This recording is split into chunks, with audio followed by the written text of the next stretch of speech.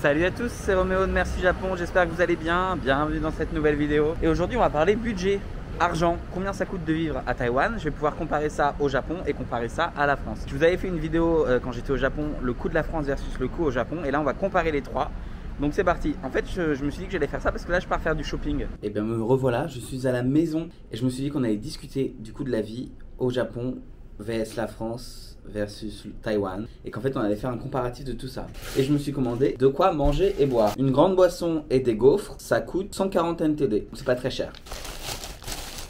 Il y a des jours comme ça où ce matin je me réveille, les toilettes sont bouchées, il n'y a rien qui va, la chasse d'eau elle marche plus, là j'ai ça, le livreur est trouvé pas à ma maison. Ça, si vous venez à Taïwan, vous le ferez souvent. C'est un geste du quotidien.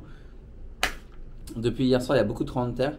Il y a eu un tremblement de terre dans le sud de Taïwan qui était assez important et depuis il y a eu 54 répliques. On l'a bien senti ici à Taipei, mais bon ça allait. Évidemment le coût de la vie à Taïwan est en général moins cher que le coût de la vie en France et le coût de la vie au Japon.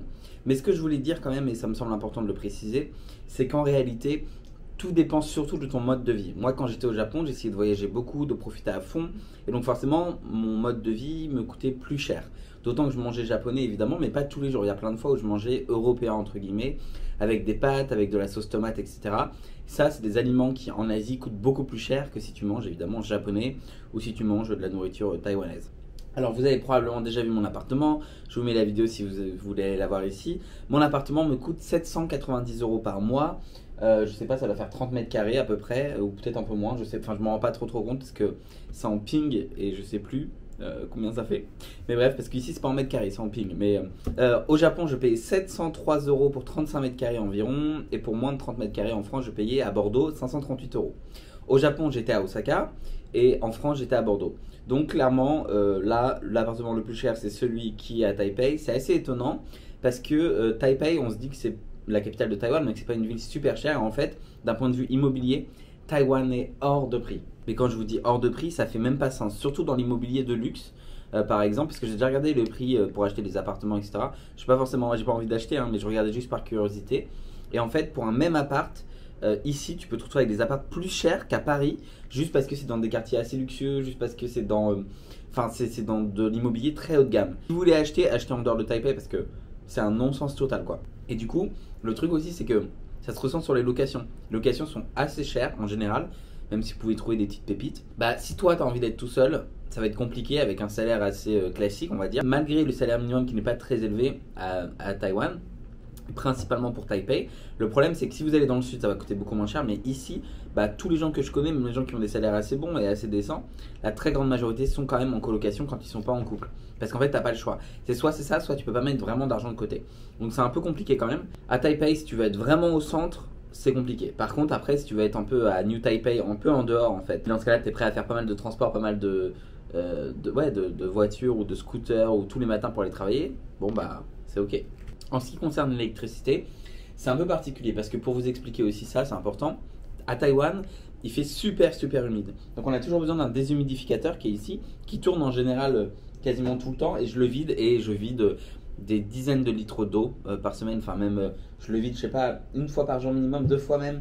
Et je sais pas combien il y a de litres, mais il y en a vraiment beaucoup. C'est vraiment quelque chose qui est essentiel. Si vous le faites pas, limite dans vos... Enfin c'est pas limite, c'est vos vêtements, ils peuvent moisir, etc. dans les placards. Donc c'est horrible que ça vous pousse à dépenser de l'argent d'un point de vue électricité. En fait c'est pour ça que là, moi à Taipei, en plus de la clim, parce qu'il fait très humide et il fait très chaud, vous pouvez juste pas dormir, vous pouvez juste pas survivre. Au début j'ai acheté un ventilateur pour faire des économies, et j'ai très vite compris qu'en fait c'était pas possible. Sans clim, vraiment, tu survivais pas. Enfin, tu vois, j'ai essayé 2-3 nuits, mais je dormais quasiment pas du tout en fait.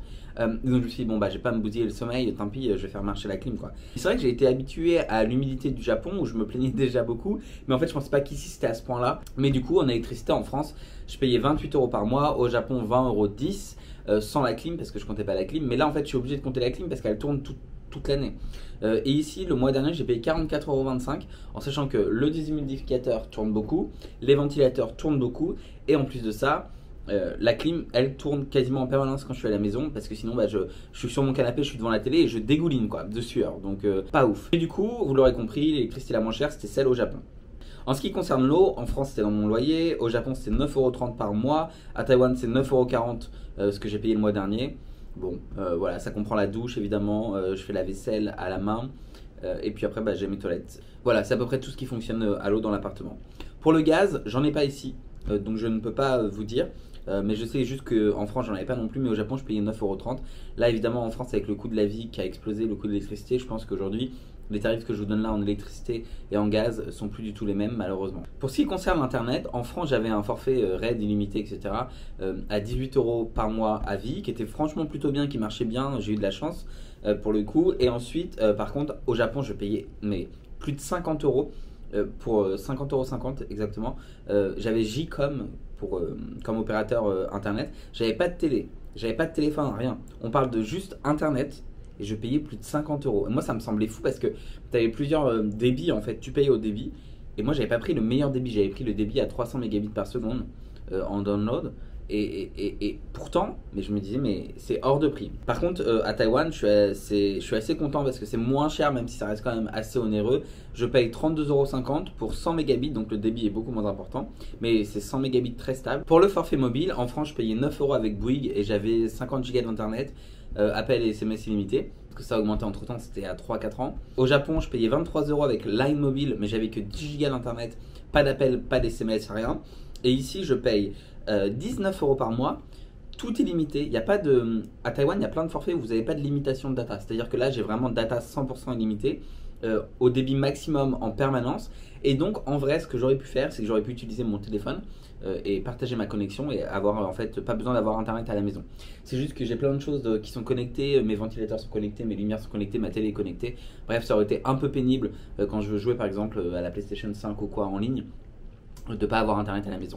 C'est pour ça que j'ai pris internet, mais je sais qu'il y a plein de gens à Taïwan qui du coup, eux ce qu'ils font, c'est qu'ils utilisent ça, ils utilisent justement leur téléphone portable pour avoir internet à la maison, et ça fait faire beaucoup d'économies parce que le débit est vraiment très bon.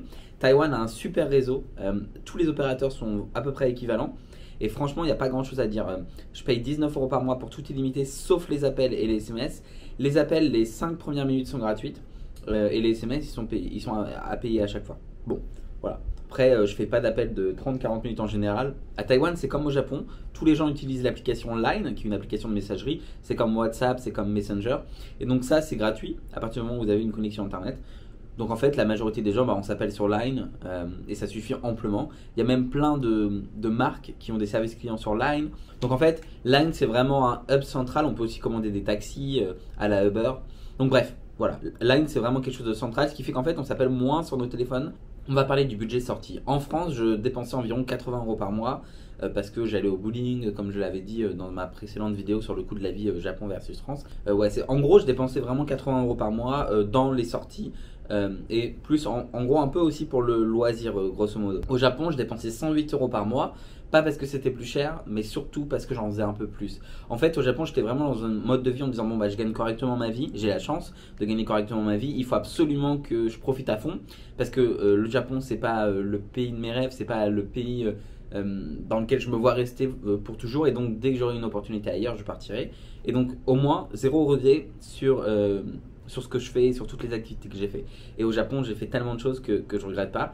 Mais aujourd'hui, du coup, comme je suis parti, je me dis que c'est bien, c'est un investissement. Mais au Japon, ça me coûtait 108 € par mois en moyenne. Tout ça, c'est des prix que j'ai calculés en reprenant toutes mes dépenses sur l'année. Et par contre, à Taïwan, c'est un peu moins cher. Je paye 65 € pour toutes mes sorties. Donc ça peut être du musée, ça peut être aussi aller au bowling, ça peut être aller au karaoké, etc. Globalement, c'est beaucoup moins cher. Mais là encore, j'en fais un peu plus que quand j'étais en France. Mais globalement, c'est beaucoup moins cher. On va pas se mentir. C'est un peu plus aligné sur le coût de la vie. Et en plus, je suis à Taipei. Si vous faites ça dans le sud ou ailleurs, Taichung, Tainan, qui sont des villes un peu plus au sud de Taipei, de la capitale, c'est beaucoup moins cher. J'avais déjà expliqué en story Instagram, mais en gros, ici, on mange beaucoup plus au restaurant. Vous avez des petits shops où vous pouvez aller acheter à manger, mais c'est que pour le petit déjeuner. Ça, j'aime beaucoup. Et vous pouvez tester plein de petites choses taïwanaises qui sont délicieuses. Rien du tout, ça peut te coûter 60 NTD, 70, ça veut dire 2 € en gros. Et puis, tu vas avoir une petite boisson et de quoi manger. Vraiment, tu seras calé pour le petit déj. Moi, je prends pas le petit déj en général le matin, mais j'avoue que ça, le week-end, c'est mon petit kiff. Mais ce que je veux dire, c'est que on mange beaucoup plus au restaurant parce que le mode de vie le pousse à y aller, parce que de 1 c'est beaucoup moins cher, de 2 c'est beaucoup plus rapide. C'est pas comme en France où on prend 1h30 pour son repas, on discute, etc. Là vraiment tu y vas, tu manges, tu repars, ça t'a pris 5-10 minutes en vrai, et un peu plus peut-être, mais et c'est très bien. Et j'avais un peu ça aussi au Japon, tellement pas cher que j'y vais je sais pas 5 fois par semaine. Ouais, vraiment quoi. Enfin, j'y vais très très souvent. Donc en France, j'y allais 3 fois par semaine, ça me coûtait 60 euros. Au Japon, j'y allais régulièrement aussi, ça me coûtait 127 euros par mois. Là, ça me coûte 180 euros par mois d'aller au resto, mais j'y vais 20 fois. Donc en fait, ça te coûte rien du tout d'aller au resto. Parfois, ça te coûte même moins cher quand tu veux manger des plats très spécifiques, d'aller au restaurant pour les manger, plutôt que d'acheter ce qu'il faut dans les supermarchés et de les faire toi. Un truc aussi que je fais beaucoup, que je faisais beaucoup moins au Japon parce que c'était très cher et beaucoup moins en France, c'est la livraison. Ici, c'est tellement pas cher de se faire livrer que tu pourrais te faire livrer ta nourriture tous les jours. Il y a les abonnements Uber Eats, Foodpanda qui sont les applications de livraison à 1000 NTD l'année, donc ça fait 30 euros je crois environ, un peu plus de 30 euros l'année ou 40 euros, et vous avez livraison illimitée. Et en fait, même il y a des repas où ça va te coûter 3,50 €, 4 € de te faire livrer, des petits Pokéballs, ce genre de choses. En fait, si tu avais vraiment tout acheté, les légumes, le riz, le poisson, etc., pour te faire ton petit repas, ça t'aurait coûté beaucoup plus cher. Ça joue sur ta dépense de ce que tu dépenses quand tu vas faire tes courses au supermarché. Parce que moi, j'achète beaucoup moins depuis que je suis à Taïwan de la nourriture du supermarché et je cuisine beaucoup moins à la maison. Déjà, premièrement, parce que je ne travaille plus à la maison. Avant, j'étais 100% en télétravail depuis 2018 en fait. Même quand j'étais au Japon, ma boîte était 100% télétravail. Donc de ce point de vue-là, évidemment, tu cuisines beaucoup plus à la maison. Pour les transports, en France, ça me coûtait 22 € par mois. J'étais à Bordeaux. Alors on n'est pas au prix du pass Navigo, hein, mais c'était comme j'avais moins de 25 ans, je crois que c'est ça. Enfin, c'était le prix pour les jeunes. Ça me coûtait pas très cher. Au Japon, ça me coûtait 75 € par mois. En sachant que j'allais pas au travail parce que je travaillais depuis la maison. Donc c'était 75 € par mois juste pour mes déplacements personnels. Franchement, le Japon, mais hors de prix en transport, vraiment. Moi, ça me rendait fou. Après, ça marche bien, c'est sûr, mais c'est quand même très très cher. En dehors des transports en commun, c'est encore pire si tu prends tout ce qui est TGV, etc. Là, je vais être honnête, pour moi, c'est réservé vraiment à la population assez aisée. Parce que moi, tous les gens que je connaissais, ils prenaient soit les trains locaux, soit ils prenaient l'avion parce que c'était beaucoup moins cher. Pour ce qui concerne Taïwan, c'est beaucoup moins cher. Là, par exemple, j'ai payé 39,80 € le mois dernier, donc ça, c'est cool. En sachant que, et je savais pas, en fait, quand tu as ta carte de transport, donc moi j'ai une carte de transport, je l'ai pas là, mais quand vous faites plusieurs fois le même trajet ou que vous prenez le métro très régulièrement, il y a un forfait, il y a une offre en fait depuis 2 ans je crois de cashback. Donc en gros à chaque fois que tu payes, au bout de 10-15 trajets on te rembourse 5%, au bout de... Voilà, je vous mettrai le petit tableau ici, je trouve qu'il est assez intéressant. Et en gros vous pouvez comme ça récupérer de l'argent tous les mois. Et par exemple moi le mois dernier on m'a remboursé 370 NTD. Donc c'est trop bien parce que je vais travailler tous les matins. Et à la fin du mois, on me rembourse une partie de mon trajet. En France aussi, parfois l'employeur enfin c'est pas parfois, je crois c'est la loi, l'employeur doit rembourser 50% du trajet. En ce qui concerne Taïwan, c'est pas le cas. En ce qui concerne les frais de santé, en France, lycée à l'année, ça me coûte environ 10 € par mois. Évidemment, je ne compte pas la cotisation, la sécurité sociale, etc. Évidemment, avec nos impôts, on paye déjà beaucoup plus. Au Japon, j'ai eu quelques soucis de santé, j'en parlerai peut-être dans une autre vidéo, j'ai envie d'en faire une explication un peu plus poussée dans le futur quand j'aurai le temps. Je me suis rendu compte à ce moment-là que le Japon couvrait plutôt très bien les frais de santé. Et pourtant, j'ai fait plein d'examens, prise de sang, échographie, etc. J'ai même fait une anesthésie. Enfin, et honnêtement, j'avais été assez surpris du fait que le Japon remboursait très bien la sécurité sociale japonaise était aussi bonne. Donc en fait ça dépend de l'assurance que vous avez à Taïwan, mais il y a aussi la sécurité sociale nationale à Taïwan qui rembourse plutôt bien, qui est à peu près similaire à la France honnêtement. La qualité des soins à Taïwan est plutôt bonne. Vous avez des soins très classiques comme nous et vous avez aussi tout ce qui est médecine chinoise qui est remboursé ici. Alors on y croit, on n'y croit pas, mais en tout cas c'est remboursé. Donc si vous voulez aller faire de l'acupuncture, tout ça, c'est possible à Taïwan et c'est remboursé par la sécurité sociale. Et ensuite, je me suis renseigné auprès de quelques connaissances qui m'ont dit que c'était très raisonnable, aussi bien d'un point de vue du prix des médicaments que du prix des médecins en général. Attention tout de même, il y a quelques exceptions, comme par exemple les dentistes, etc., où parfois ça peut être un peu moins remboursé. En ce qui concerne les courses, en France, je payais 280 € par mois, mais comme les prix ont fortement augmenté, je pense très honnêtement que ce que j'achetais pour 280 € il y a quelques années en France, aujourd'hui ne coûte plus du tout 280 €. Quand je discute avec mes parents, etc., c'est ce que je comprends, mes amis. Donc évidemment, ce serait à remettre en cause. Pour le Japon, je payais 400 € par mois de nourriture, en sachant que c'est mon ventilateur qui vient de se mettre en route tout seul à côté de moi. Et je payais 400 € par mois, mais par contre, ça comprenait plein de choses. C'est-à-dire que ça comprenait de la nourriture étrangère, de la nourriture japonaise. Je me faisais un peu plus plaisir et surtout, ça comprenait des fruits. Et les fruits au Japon, c'était hors de prix, hormis l'ananas. Qui d'ailleurs souvent venaient de Taïwan, ou bien la banane par exemple, qui sont des fruits qui coûtaient un peu moins cher, voire le kiwi. J'ai toujours les mêmes fruits en boucle et j'attendais le soir qu'ils soient en promotion quand ils commencent à être un peu passés. À Taïwan par contre c'est vraiment différent, c'est à dire que contrairement aux 400 € du Japon et 280 € de la France, ici j'en ai que pour environ 200 € par mois de courses, mais, et c'est à relativiser, j'achète beaucoup de fruits. Quand je vous dis beaucoup de fruits, c'est que tous les soirs, je me fais un petit bol de fruits parce que vraiment c'est mon kiff. Et j'ai tellement été en manque de fruits que maintenant je me fais plaisir et c'est vrai que ça part, enfin au final ça finit par chiffrer même si c'est moins cher. Tout ce qui est un peu étranger j'achète. J'achète de la nourriture Picard parce qu'ici il y a du Picard surgelé qui est évidemment beaucoup plus cher, tu vois, mais voilà, je me fais des petits plaisirs comme ça. Et du coup forcément tout ça fait que ça coûte un peu cher, mais au final faire ses courses à Taïwan coûte beaucoup moins cher qu'au Japon et beaucoup moins cher qu'en France. Et encore plus si tu achètes de la nourriture taïwanaise, là c'est encore moins cher. Ici tu as plein de petits shops tenus souvent d'ailleurs par des petites mamies ou des petits papis où tu peux aller acheter des fruits, c'est au bord de la route, tu vois, et ça coûte vraiment que dalle. J'y suis allé pour acheter des fruits la dernière fois, j'ai payé 15 € et je suis reparti avec de l'ananas, du kiwi, des oranges, des clémentines, enfin incroyable tout ce que j'avais. Dans ce genre de petit shop, si tu y vas, tu peux avoir encore des prix bien inférieurs aux fruits que tu aurais dans le supermarché. Mais il y a quand même des choses qui me surprennent. Par exemple, le lait en France est particulièrement peu cher comparé à d'autres pays. Comparé à ici, par exemple, le lait, je le trouve particulièrement cher, les yaourts, des produits qui sont un peu du quotidien, le beurre. Par contre, il y a quelque chose qui est bien, c'est que le fromage en général à Taïwan est beaucoup moins cher. En tout cas, le fromage français est beaucoup moins cher que le fromage français au Japon.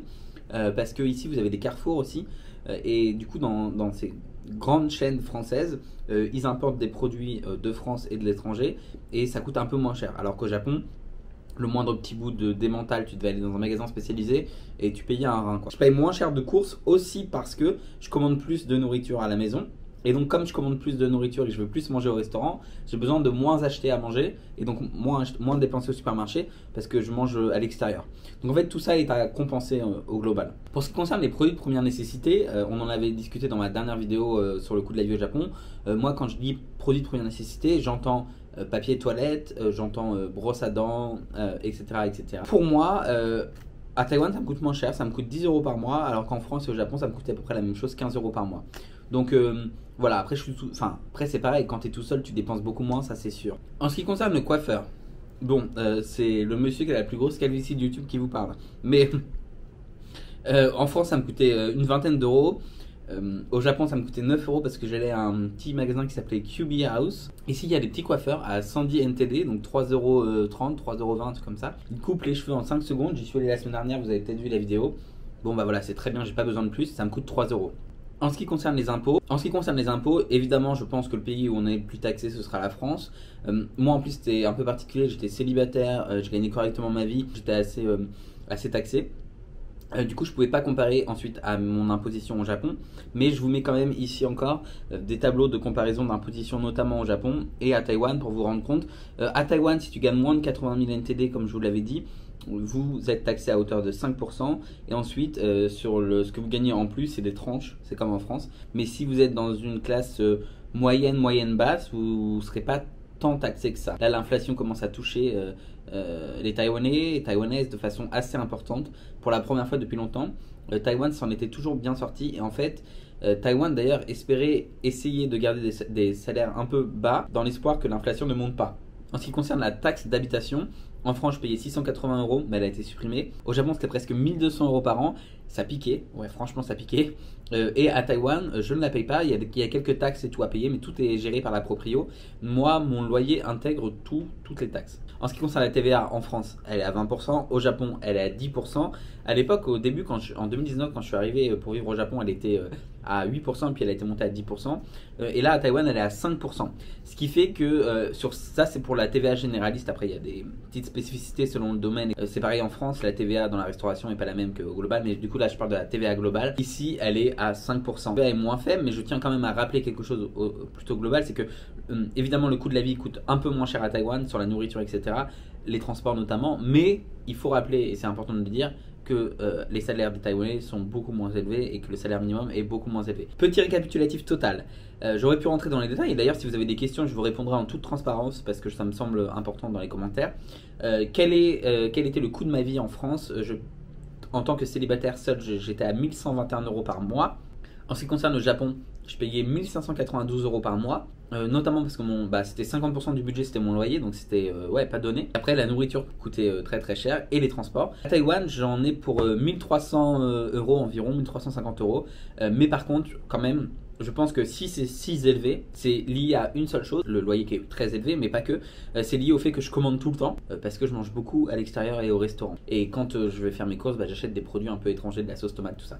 Donc voilà pourquoi le coût de la vie est un peu plus cher ici. J'espère que cette petite vidéo, elle vous aura plu, vous aurez pu y voir un peu plus clair. Je tiens à préciser que c'est mon coût de la vie à Taipei, c'est ce que moi je dépense, évidemment. Ça dépendra de votre mode de vie. Si vous avez aimé, n'hésitez pas à liker, commenter, à partager et à vous abonner si ce n'est pas toujours fait. Moi je vous dis à la vôtre pour un petit bubble tea. Et puis prenez soin de vous. Bye.